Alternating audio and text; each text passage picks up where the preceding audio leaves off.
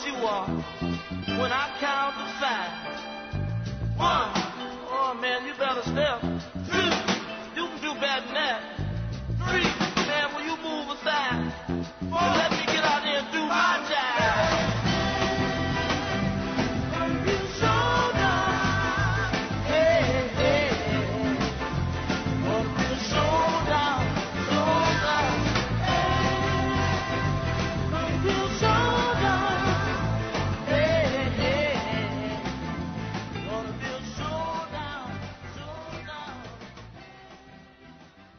Ladies and gentlemen, let's get ready to rumble! As you've heard probably already, John Bonanno, who's going to more or less be the standard bearer for Huxley, Aldous. And we have from the other side of the country, out in California, Gordon Comstock, who has been on a couple of times. And not that John hasn't to speak to Huxley, but Gordon's obviously been on a bit more, and he speaks to George Orwell. Now, truthfully, this whole situation, as I look at it and I've thought about it the last couple of days, there's a place for both of these, and maybe you guys are going to figure it out and tell us how this all fits, because I think both warnings are probably either in session right now or soon to be. But before anything else, I want to kick it off with this quote, and John will go to you first, and then to you, Gordon. And this is a quote from William Davies in the New Statesman, August 2005, who we sometimes ask at the dinners and debates of the intelligentsia, was the 20th century's more insightful prophet, Aldous Huxley or George Orwell? Each is best known for his dystopian fantasy, Huxley's Brave New World, Orwell's 1984, and both feared where modern technology might lead for authorities and individuals alike. But while Huxley anticipated a world of empty pleasures and excessive convenience, Orwell predicted ubiquitous surveillance and the eradication of freedom. Who was right? I think there's probably a third choice in there too, but John, go ahead, run with that if you would. Who was right? Well, it depends on how you look at it and where you live. If you live in North Korea, who do you think you would say is right? Orwell. Orwell. If you live in the United States, who would you say is right? I can make an argument for both, but I would tell you because of the pleasure situation, we're just going to use that as a generalism. If we're looking in that sense, we would think of Huxley. A little more Huxley, although with the since George Bush and justification of torture, maybe we're heading more back towards Orwell in this country. But yeah, I think it depends on where you are and what the situation is. But I think the forces of evil, that is totalitarianism, will use any strategy they can to obtain their ends. Although I think some of them probably enjoy the old-fashioned Orwellian system just for fun than they would Huxley's system. Yeah, and it's probably cheaper too. So, but anyway, what do you think, Gordon? Who was right? Who was wrong? Are they both right? They both wrong? Or somewhere in between? Both right, of course. But I'm going to side more so with Orwell. I have broken down both of their most famous dystopian novels, 1984 and Brave New World. And I went through them with a pretty fine-tooth comb, I thought, and I came up with what I thought were pretty solid findings of 33 solid, in the case of 1984, 33 that I could identify predictions, or if not predictions, at least identifications of things that would be more so in the future in 1984, 33, and I found 19 in Brave New World. Now, there could be one or two, I think. That could be my margin of error, 2 or 3 each, but I think 33 to 19 is what I came up with. And again, real simple litmus test that I come back to, and I figured this out listening to the Collins brothers and a few others who were touting that Aldous Huxley was the more prophetic, and he definitely was prophetic, definitely. But it comes down to 9/11. That's the litmus test that I've identified. Mm-hmm. If you think that 9/11 was perpetrated by 19 Muslim hijackers, then you're going to think that Aldous Huxley was the more prophetic. If you think, as 1984 predicted, that there are going to be more and more false flag attacks where elements of your own evil government are attacking your own people to foment bloodlust within the populace, then you're going to say, okay, Orwell was the little bit more prophetic. Also, and I do remember when you published that, and I think that's in one of the e-zines, is it not, Gordon? It is, but I've tried opening it a couple of times since then, and I think there's a virus in it because it bugs out my computer each time. All right, well, I'll check it out using John's. No, but 3319, fine. But and everybody understands also that it isn't necessarily what's more numerous, but you could have one that is much more of a killer. That's true. Yeah. Now, I did want to ask you this question to both of you, and I'm just going to move it to the front from what John had just said about where you live, etc. And I'm not really kidding too much about saying totalitarian is cheaper. But, if you're going to be into a pleasure dome society, I think you kind of have to have the money for the excesses. And in some cases, they're not excesses anymore when you think about pharmacology. So, at any rate, I'm throwing it to you first, Gordon, and then to John, and that is, we look now, and you can align it with Orwell's three spheres. And by the way, that is not such an uncommon element of some futuristic works. I would even say one of them predates Orwell by almost 40 years. However, we take a look at the United States, United Kingdom amalgamation, which obviously is very true, and we look at Russia and China. All right, so we have three countries. We have what you might call a benign socialism with capitalism in the United States and in the UK. And if you want to throw Canada in, you can. And we have two different versions, I think you could say, of communism. Both leaders, Stalin and Mao, call themselves socialists. But let's get down to what it really is. And therefore, do we look at Russia as being a soft communism, where China now, I think, considers itself, and probably rightly so, as being the more dogmatic, more Stalinist type communist. So there's three spheres there.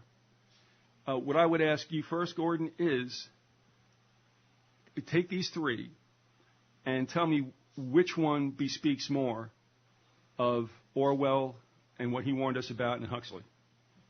You mean the fact that we do see three geopolitical blocks, that's Orwell who predicted that. And I would see, and it's, of course, the first one you identified is Oceania, America, and Canada, and England, and Australia. And then there's Eurasia, which is which is Europe, continental Europe, along with Russia, right, or at least Western Russia. Mm-hmm. And then you have East Asia was the last power block, which was China and the surrounding nations around China. And I would say anything geopolitically, Orwell was the better prophet, but when you get into this predicting science and the scientific things like for example, pharmaceuticals, the rampant pharmaceuticals, Orwell didn't have any feel for the pulse of that. That was all Huxley. Geopolitically, that was Orwell. Okay. Have you closed out your comments? I'll throw it to John then. Yeah, closed. Okay, John. Okay, so we're looking at like China, Russia, United States as like the three elements. Yeah, I also call them laboratories. Yeah, I mean, looking at them, I don't know if you can specifically say any one of them any more reflects an Orwellian or a Huxleyan vision of the totalitarian state. Both Orwell and Huxley presented to us totalitarian states. And I've been thinking a lot about the similarities more than the differences between Orwell and Huxley. If you read 1984, there's, the people running things were you could almost see them drifting into a Brave New World type thing as projected into the future. whereas the proles, all the people that did all the work, were kind of almost ignored in that book. They really were like faceless entities, and we never really got to meet them too much or understand what their motivations were, other than they had simple needs and pleasures. Whereas, like getting back to which country represents what, it's almost like a shifting thing. It's almost like it doesn't really matter. The totalitarian scheme, the anti-freedom, anti-individual scheme, seems to shapeshift on us. If it needs to stomp you in the face with a boot, well, it'll do that. If it can get your acquiescence by putting you on a prescription drug that will, at the same time, calm down your, keep you from being a little exuberant in life, and at the same time make you feel good, they'll use that. If they want to work on an approach over time by changing our actual genetic structure, they're going to do that. It's like, I'm really coming to think that the masters will use any technique they can. Now, do they want to use the violent technique, which isn't so much a projection. I mean, Orwell's 1984 wasn't so much a prediction of the future. He was looking at things that were happening at the time. He saw what was happening in Germany, had happened in Germany just a few years before he wrote, and what was happening in Stalinist Russia as he wrote, and he could use that. I mean, people who lived in Russia at the time and got to read that book said, "How did he know all about us?" So a lot of it wasn't so much prediction as projection of what was actually going on in his world. Whereas I think Huxley was into more of a science fiction thing. So I don't know. Are you saying that he was being deliberately more fictional? I think Huxley was trying to project into a future more than Orwell. Orwell was just, I think, not just, but I mean, he was observing what was happening contemporaneously in his life, and he was saying, this could get stronger and stronger, because he saw the tendencies in his own England to go to the totalitarian system, which is one of the reasons he ran away to Jura, where he died. He wanted to get away from totalitarian tendencies, and so he figured, well, I can return to the land, to this damp, cold island in Scotland, and maybe I think he had a feeling he knew he was dying anyways, but. Let me throw this out to you, and I just want to get this out as a point of information. Nobody's ever really taken me up on the suggestion, but I'll still say it because there's something going on here. And it relates also to Orwell and Huxley and where they grew up and were educated, and especially the first half of the 20th century. Something was going on in the City of London, in London, and the London School of Economics, where a lot of futuristic prophecies and statements were being made as if the brain trust was there deciding what would be the best future for the world. And I mean, it's the old statement, too, about, it's a white man's burden to rule the world. Now, having said that, what I wanted to remind you folks about, one, is that Robert U. Benson wrote a book called Lord of the World. You can read it online. I would say if you want to get to the nitty-gritty, as I'm referring to it, just do a search on America, and you will come up to a section in the book where Robert U. Benson predicts, obviously, a war that is not World War I and not World War II, and he wrote this in 1904 to around there in 1909. He's talking about three spheres, once again, and the one that will threaten Europe would be the Asian Empire, and that it almost would be like a new Mongol invasion, if you will, and the only power that could step in between the salvation of Europe and the westward invasion was the United States. I would really ask people to read that. It's interesting. Benson was an Anglican turned Catholic priest. Brother was a Jesuit. I'll say no more. Also, remember Wells and the time machine. there seems to be something else going on there, too, that I think also refers both to Orwell and Huxley. Because you have, that kind of lotus eater, with that the Eloi, I believe. The Eloi, right. Yeah, and then you had the Morlocks. Now, the reason I'm saying this is that as I look around, and of course, being an old geezer now, I'm going to be grumpier than I ever was in my assessment. But I look at young people today, and they actually just seem like pleasure packages that don't really think too much past the ingredients.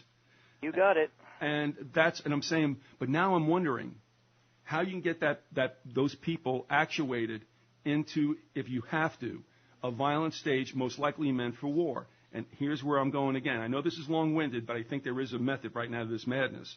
I remember an exchange that took place, and you might too, John, because we lived during the time it happened. It was either Khrushchev coming over here, or it was Gromyko. I can't remember which one. And it may have been the Glassboro, New Jersey visit, not sure. But Khrushchev's statement, let's just say it was he. He said, you Americans are so soft. You got your TVs and your swimming pools and your cars. And whoever was addressing him said, I tell you what, watch what happens when you try to take them away. All right. Now I'm thinking, Orwell and Huxley again. We may be in a Huxleyan medicated, isn't everything beautiful, pleasure me mama society. How do you get them to turn around and get into a war mode? They don't have to think. All they do is react to stimuli. So what I'm thinking about right now is you're going to see a situation where we may pass from this Huxleyan, Brave New World, where's my soma, mama, into an unthinking, insensate body of people willing to fight. And then on the other side, and that would also lead you through rabid nationalism. And on the other side, after the ashes have all fallen and the dust is cleared, we'll find ourselves in Orwell's world. Now, I know I said a lot about that, and John, I'm going to give it to you first and Gordon second. If that elicited any kind of response from you, no matter what it was, would you share that with us? Just don't say no. Okay. That was a lot. I'm trying to... I know. Okay. The thing about Khrushchev and when the exchange. The exchange where, they're going to fight to keep all this stuff, it harkens back to a quote from Napoleon, who said, a man will fight harder for his interests than for his rights.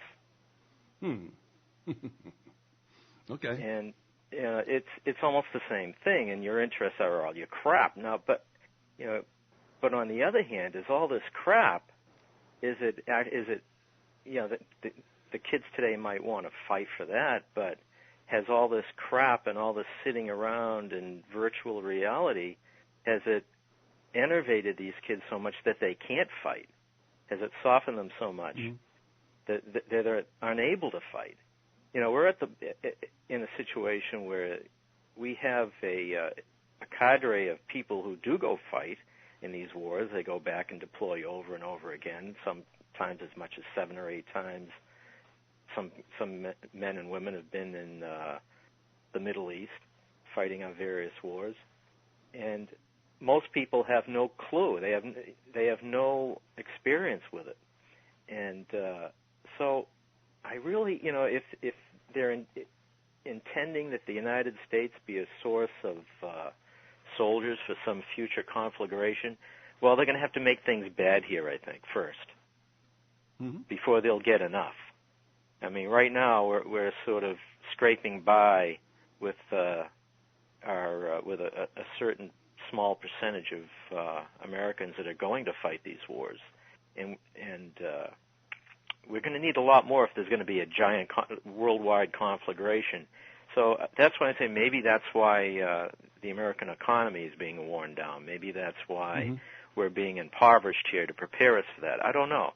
Just speculation.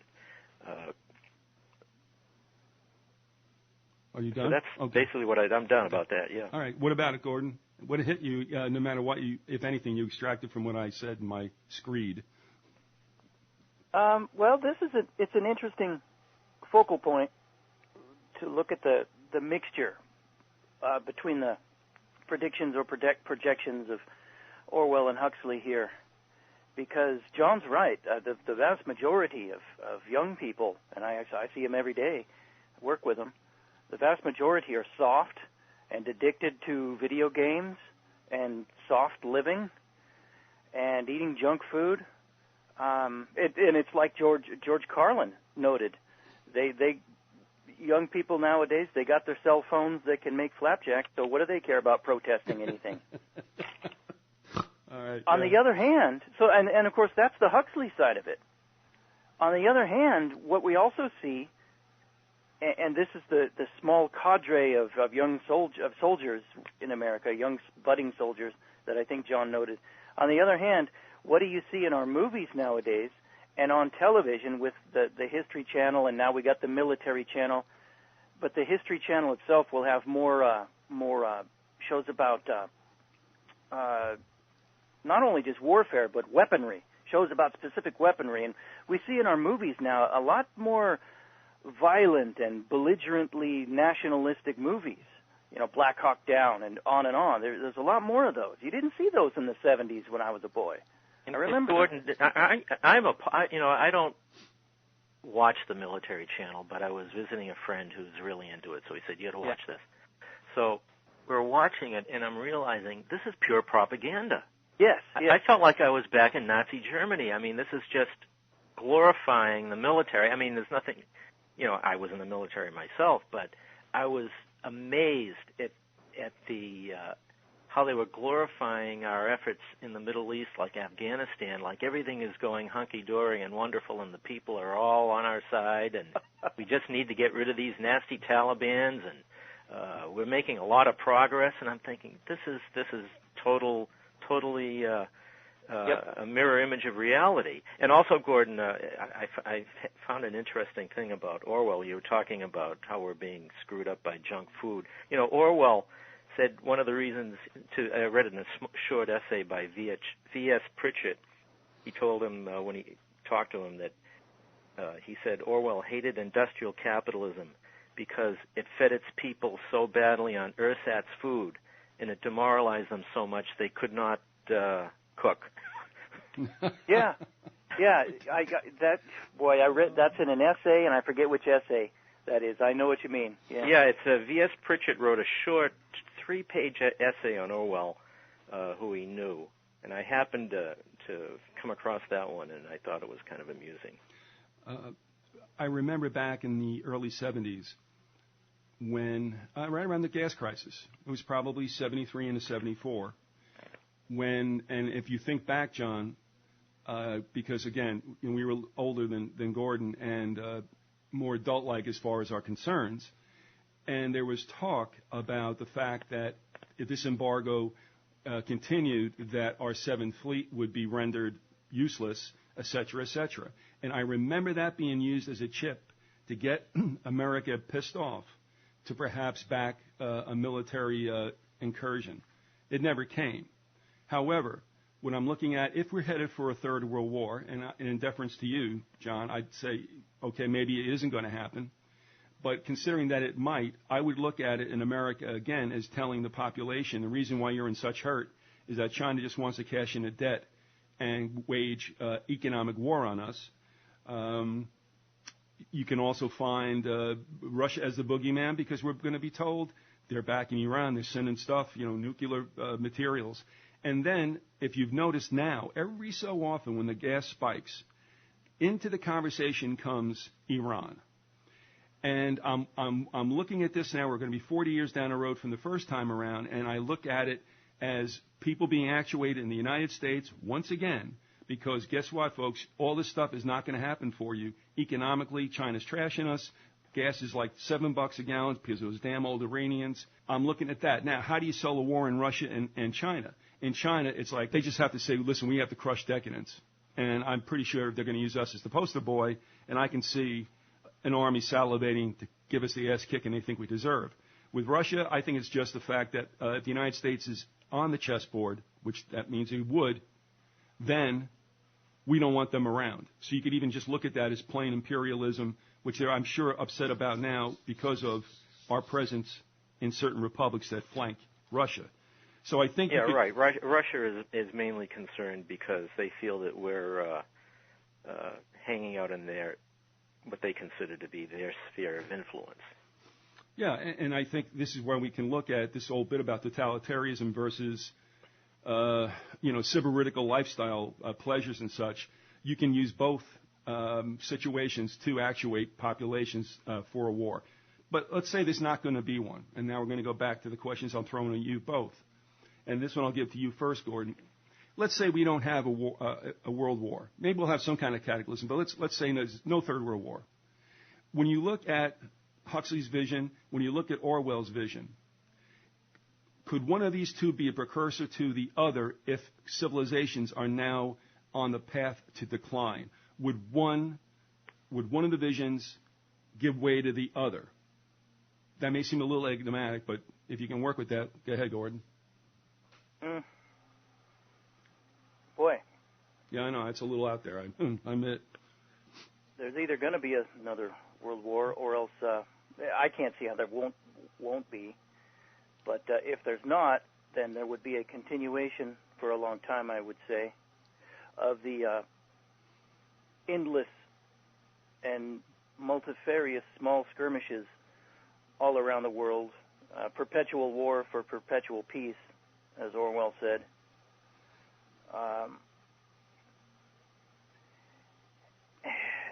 I would guess, boy, I know. Yeah, I would that lead to a more Huxleyan world after that? Well, let me clarify this, and you take another shot at it, Gordon, and then John will be the beneficiary of listening to this.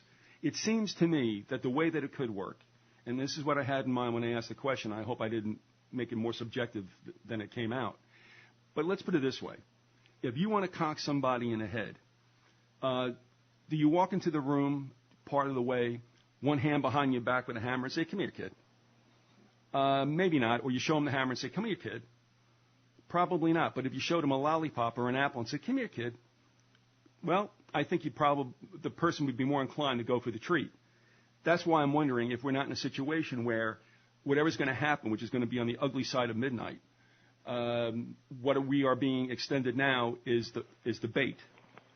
So I would say, in my mind, I'm saying it would be a Huxleyan environment prior to an Orwellian environment, which I think would probably be the last stage. Yes, no, or otherwise, Gordon, and then John will go after you. Now, that's interesting. That's coming at it the other way. Wow. Well, I'd just like to hear John's. Okay, fair enough. Yeah, I'd have to come out on the other side of the Vyzygoth analysis there. I really think that the Brave New World can only happen with a global government. And a global government will arise after the after the stage of wars amongst these more totalitarian-type dictatorships or totalitarian systems. And then once all that is sorted out, once that little dance of death is completed, then they will and then maybe for the last time the sense of nationalism and patriotism is kicked out of people. Then a global government could be instituted, which would then rely on genetics to maybe take out some aggressive genes so that we won't be so dangerous to the powers that be, or maybe, and then the more sophisticated drugs will be put in place. You know, it's interesting when you watch TV now, and you see these drugs that are used for mood alters, and they're like combinations of 2 and 3 drugs together. You know, one takes the edge off, another one makes you a little mellow, the other one sort of eliminates psychotic episodes, and they're mixing them up. That's what I always imagined the soma to be, and it would just sort of smooth everybody out, and then we're in the Brave New World, and where everyone gets along. And the thing about Huxley is, you know, Huxley, as I found out, as he was writing the book Brave New World, he had to add to it. When he finished it, he was appalled because he realized that he might like that world himself too much. He felt it was too utopian, and he felt that too many people would see it that way and might want to support it or help bring it about. So he actually set about making that world he created worse. He rewrote parts and he added parts to do that. And he was amazed. He said that's why he always felt that his world was the one that ultimately would prevail, because it was ultimately more pleasant. Because let's face it, Huxley, he enjoyed the finer things in life. You know, he enjoyed an Epicurean lifestyle. He enjoyed women, and he saw this world, which was probably a projection right from his own brain, where all women were available, and sex was a pastime that didn't, have any repercussions. He, the amusements, the touchy-feely movies, which was as we head into a future with the holodeck experience probably coming within a couple of decades. There it is. So I forget where I was going with that, but I'll just leave it at that. I think ultimately the Brave New World would logically come after the totalitarian state, because I don't think once you had the Brave New World, unless you see the leaders as being so evil they enjoy the boot in the face, they enjoy the torture, that they'd rather have a society like that. That might be the case, because there are people that can only be called evil that will enjoy torturing you. They will enjoy stomping your face down. They will enjoy keeping you in a cell, and they will enjoy executing you. Okay. So maybe that's the case. I don't know. What about this? And this is something I've thought about as well, as far as the outcomes, probably long after we're dead.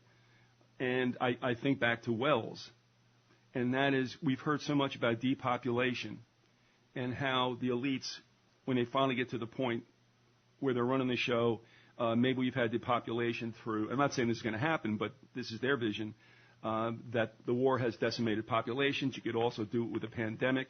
If you look at World War I, you had the war first and then the pandemic later to pick off the weak who had been rendered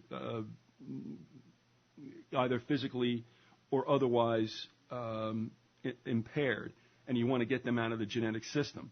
If that's the case, then take a look at Wells. Do you keep the Eloi around, who, as both Huxley and Orwell would say, have to be plied with drugs or whatever to make their miserable existence worth living, if that's correct. I mean, at least enduring.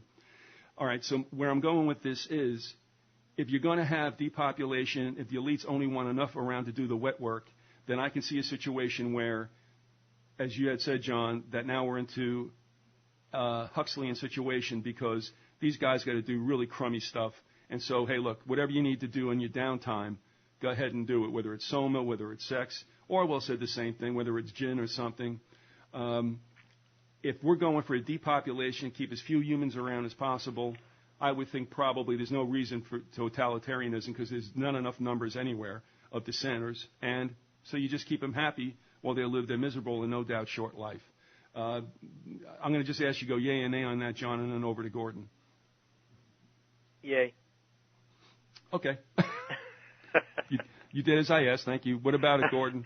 If we go to a minimum amount of population, as we heard, that's what they want. Do we just keep everybody happy with put the virtual reality helmet on, get screwed 17 times and then come back when you're done? Yes, and since we're talking about depopulation, if I could take an opportunity to ask John a question, and this, you could help me out, John, because this is one of the things that always honestly perturbed me about Aldous Huxley, the fact that his brother Julian was head of UNESCO, and sure. UNESCO's one of the leading eugenics sponsors in the world. Aldous Huxley, when it came to eugenics, Huxley said, in theory, it might be a good idea, but he felt that in practice it would be abused. So he was against eugenics. What about? Yeah, okay. Let me throw this out there quickly. What about the grandfather, Thomas? To me, he was probably deeper down that road, and also perhaps more about survival of the fittest than Darwin was. And there seems to be a continuum that used. You have Thomas Huxley, and then you come down to the brothers, Aldous and Julian. somewhere in the middle, and I don't know who I'm forgetting, whether it was, there had to be a generation in there that ran with Huxley's ideas, Thomas's, and then gave them in a continuum to the two brothers. And I'm wondering that's Wells. I'm not sure. Or if it was Darwin and Galton. I'm not quite sure, although Wells would be in that cohort as well. So what I'm asking you about, when you go back to two more generations before the brothers, are we looking at Thomas, who might have been the most, shall we say, formidable and somewhat sinister personage when it came to a depopulation? You know, I don't know about that. I don't know. You know, I know that they were the Huxley family. Thomas Henry Huxley was called Darwin's bulldog, I believe. Yep. And so they believed in evolution. You know, tell the truth, I believe in evolution too. I think it makes sense. As that's my anthropology degree speaking, and I have studied it. You know, I think it's real. You know, maybe sure, there are holes in the theory, but I think finding an error in theory doesn't disprove the theory. It just means you found an error in the theory. But I also feel that evolution is probably directed by the higher power. That's what I believe. I don't think evolution. I think evolution is the system that God has instituted to develop life on the planet. So I don't feel it's a brutish survival of the fittest thing. I think it's directed. I think man, for all of his flaws and faults and problems, is a very interesting thing. And I don't think we arrived here by accident. So that's just my opinion. The danger may be in how it's used, like anything that Americans, great, that's a Freudian, that human beings are given. You can use it for good, you can use it for ill, or you can take it and run with it for a very saturnine end. With regard to what they were thinking about, and I'm only going to state this now, and I'm going to move into something with regard to the Fabians. If you go to Galton.org and you click on, there's something there. I'm doing this cold, okay? I got my screen up, and I'm not going to mess with it right now. Go to Galton.org. You can click on like quarterlies or conferences. There was one, I think, in 1904. Just click on that, and you will see Galton is there and Wells is there with a couple others. I think even Russell is there. The reason I say it is because there are some shocking statements made. Galton seems to be the softer one who says, listen, selective breeding, that's where it's at. Wells, I would say the tenor of the moment that I got from what Wells spoke about, and there's a transcript for all this, he almost like he bitch slapped Galton and said, slay the hindmost, that's what you do. And then you got Russell, and this is what brings us into the Fabians, because and you're going to give us your take on it, John, and also Gordon.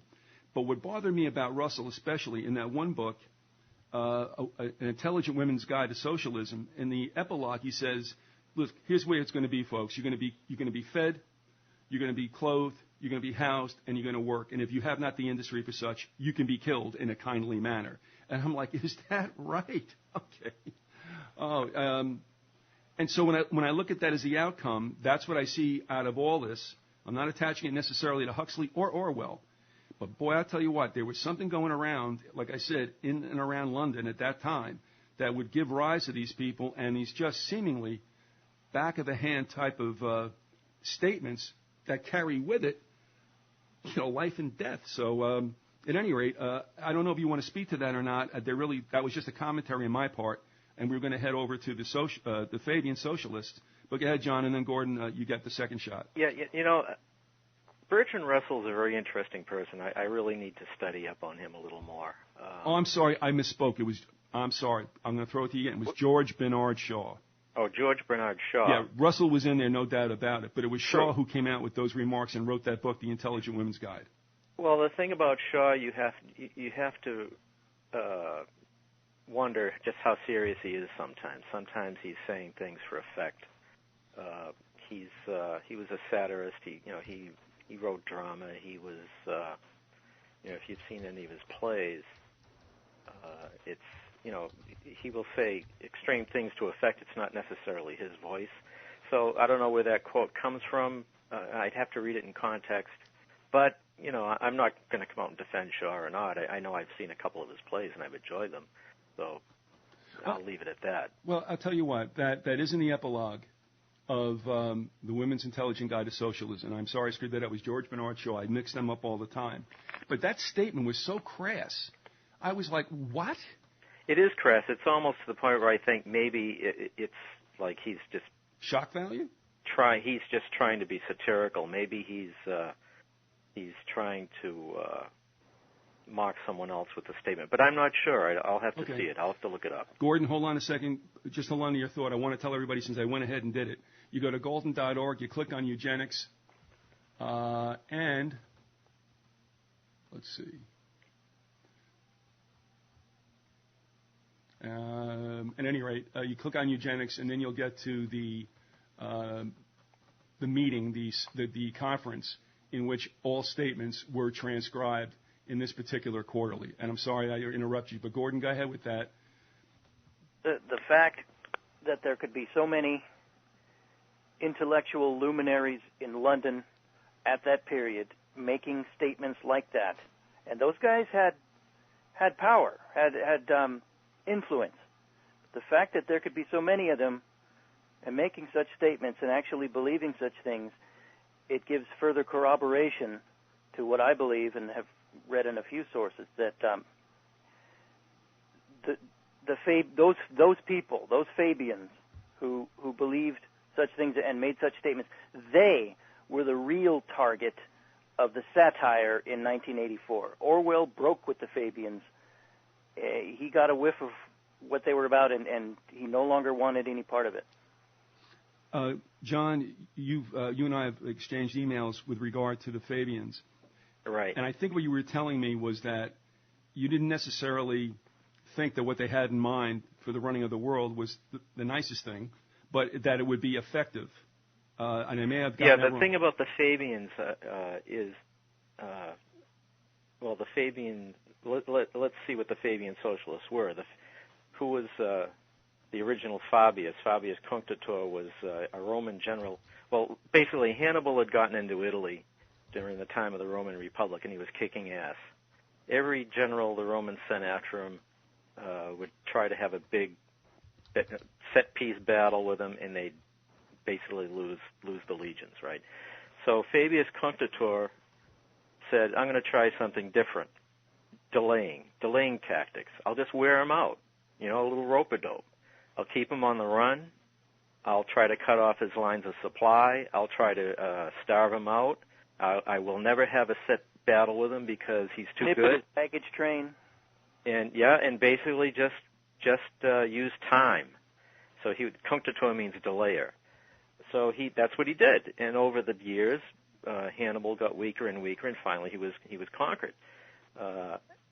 He was finally defeated, mainly through the effect of time, and just things happen, and he lost troops. Just he couldn't get resupplied, and that's how they did it. So the Fabian socialists took the name the Fabians because also later on in Roman history, the Fabian family became famous as those who catered to the mob and to the average person. They were patricians themselves, but they would use the mob and try to do things for them to get power for themselves, and not that there's anything wrong with that, but so the Fabians were known as almost socialists as far as you could go in ancient Rome, bread and circuses and things like that, and getting more political representation for the average person rather than just the patricians.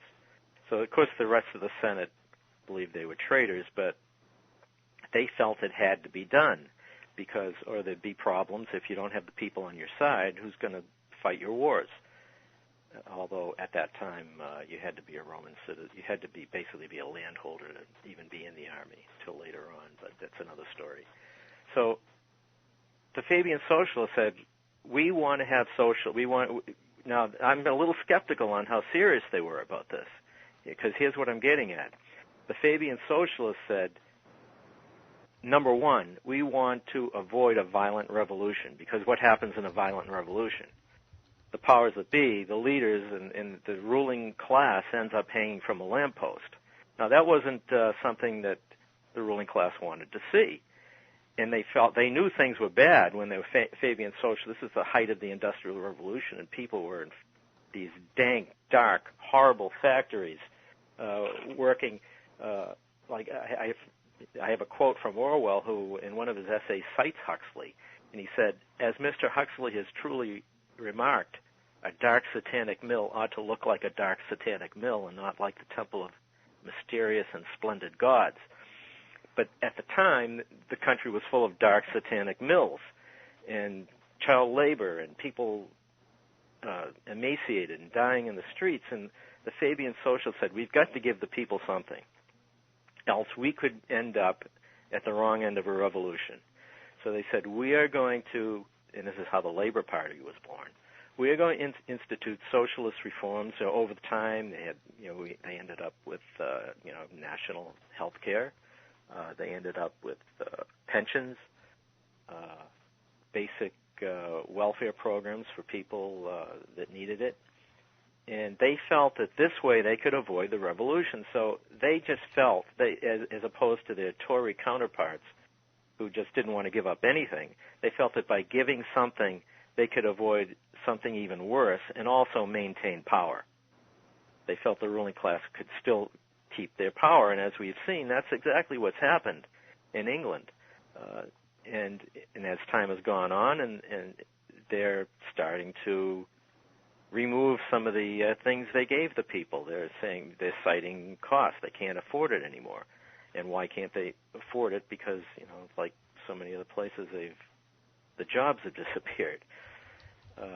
So that's what the Fabian socialists were about. They just felt that they wanted to avoid a violent revolution by throwing a few bones to the people, and in the end the bones could be withdrawn once the people were used to a certain way of life.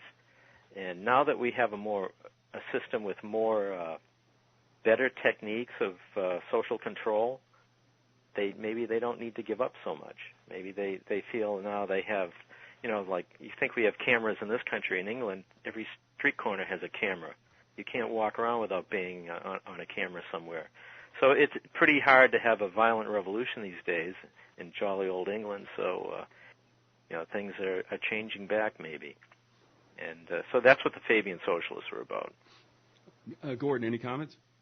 Yeah, I agree with what John just said, that the fact that we are under such surveillance, and and with the mind-numbing drugs and the techno-gadgets, they really don't need to give up very much anymore. But early on, at the point where they were willing to give up more, I'd say even early on there was a tendency, like any group that tends to be at the vanguard of society, they're going to look out for themselves, and even the Fabians, even early on, were doing that. And one thing I'll cite for that is George Bernard Shaw. He was originally indigent, poor. He was a Fabian then, but unlike most of the other Fabians, he was not very well off. But he married a very rich woman and got part of her dowry, obviously, and it was after that marriage that his plays and everything else he wrote began to sell well. And what you can note is, although the Fabians in their economic program marked everything for nationalization, was it to each his own, or to what was the Marxist statement? From each according to his means, to each according to his needs, whatever. From each according to his ability, to each according to his needs. Thank you, John. But two of the things that were not marked for nationalization were royalties and dowries. All right. Well, the thing is, like I say, I think the Fabian socialists, I think their ultimate goal was to create, they said they were going to give these socialists, and I think probably many of them were sincere in creating these socialist benefits for the people. But in the end, all they actually accomplished was creating a more and more powerful central government, which could then be used to maintain itself. and make it even more difficult to overthrow. I mean, a violent revolution in 19th century England would have been a lot easier than it is today. In fact, today I would say it's almost impossible. But you never know. Things change. Same in this country.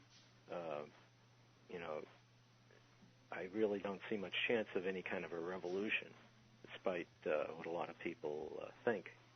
Another reason for that is the weaponry that is possessed by the leaders, the government, the military of the governments, and that's talked about in George Orwell's essay "You and the Atomic Bomb" from 1945.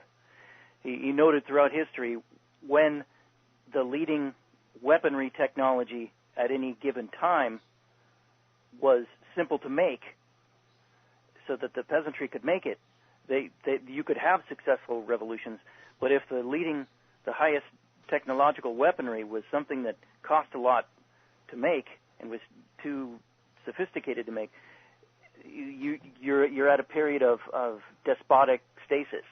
There will be no revolution. And he said, we've got battleships now and the atomic bomb, and we're not going to have any more revolutions, not for a long time. Yeah, that's true, yeah. Now, you're right. What about this? The other day, I caught probably 2/3 of a movie. I don't know if you folks have seen it, entitled Fidel. And you can imagine that it takes you through his early days, etc. At the time, they wanted to overthrow Batista, and they had a couple of failed attempts. Things weren't working out, etc., etc. But there was an exchange between Fidel and I forget who, and said, you have to give it all up. You've got to give everything up. You have to have a clean break with the past. And I listened to that, and I said, yeah, that's true. You got to torch it all. You got to be willing to give it up, all of it. What I see happening now in the United States, and I think this is very clever, if in fact it's considered a movement, and it is meant to be, and in fact is successful, and that's this. Think about, let's just take two examples. Think about the Tea Party. They like to be touted as grassroots, like it really can work. But it's not grassroots. They like to be called grassroots because of the image that you get from this. Like, yeah, it's just people rolling up their arms, just everyday people. That thing is funded heavily. And it got right to the front of the food line. And now they've got themselves this little phalanx, I guess, either inside or an appendage on mainstream Republican Party. All right, now just hold that there. Now, all of us are aware of Alex Jones and the Patriots in America and all that other stuff. You know, one of my pet peeves is the fact that they keep on saying they got the NWO on the run, and I'm like, well, can you tell me how that happened? What are you using as victories? What's going on here? Actually, nothing except speaking it. But what Jones did as a leader of this thing is he got everybody back into the system to see if they could get good government by the ballot. And, of course, that was concomitant with Ron Paul's appearance. So here's my point. You've taken two types of, shall we say, discontented groups, and you've put them back in the system to try to fix what is corrupt from within the corruption. And all it's produced, as far as I can see, is a stasis. It's not going to change. Well, I think you're right. I think what they've tried to do is co-opt people who might actually want to go out and change things and co-opt them by making them think they're actually doing something to change things when in fact they're not. I mean, people have been convinced that government is the enemy, and in some ways it is. But I think government is the enemy in as much as it's been taken over by forces, powerful forces, wealthy forces, giant corporations, and rich people. Gordon, you've mentioned the book The Rich and the Super Rich in the past, and that's a wonderful book. I read that book when it came out many years ago, and I was amazed. I saw your review on Amazon. Well, you saw it. I was amazed that it had so little impact on the world and on the country. It was like the book came and went. It's not. I don't think it's coincidence that it's out of print. Yeah, it's hard to find. Although you can. I just got a new hardback copy a couple of years ago from Amazon. I used one for a reasonable price. I wore out my paperback. But yeah, that's a great book. But it's these Tea Party types are being manipulated by these power elites as these old families that have it all. I mean, they have so much power hidden away in foundations and corporations, in just family ties. The old club that they're just being played like violins. That, and they think government is the enemy. Actually, government is probably the only defense we've had against these kind of people, because without government, it would just be a totally feudal society.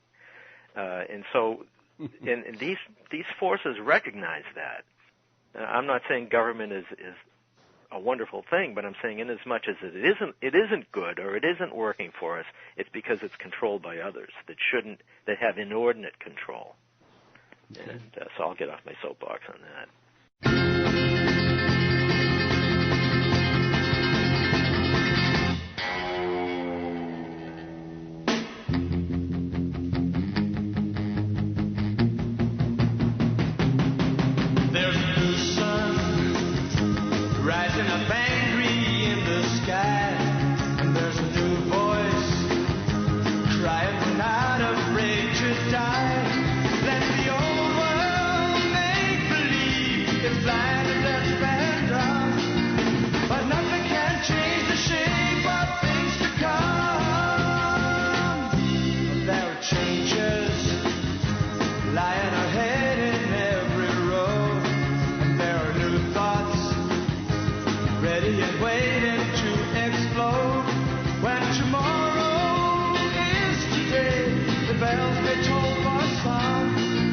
But nothing